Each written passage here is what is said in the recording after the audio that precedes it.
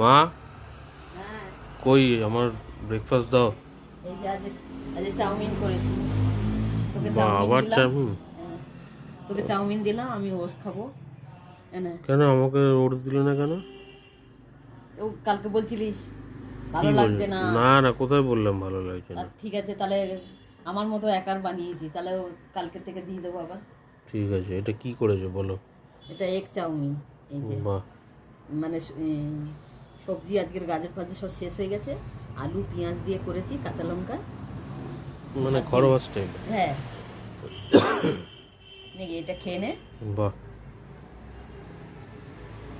খুব বন্ধুরা সুন্দর। দেখুন, বিছানায় বসে বসে খাবে, এদের কোনো মানে আমি তো সেই ভোর 4টে থেকে উঠে এত কাজ করছি, ওদের যা তো ঠান্ডা লেগে আছে দেখুন, এখনো কাটাকানি কিছু ছাড়ে নেই, মানে বিছানায় বসে বসে খাবে, ডাকছে, এখানে চিল্লাচ্ছে।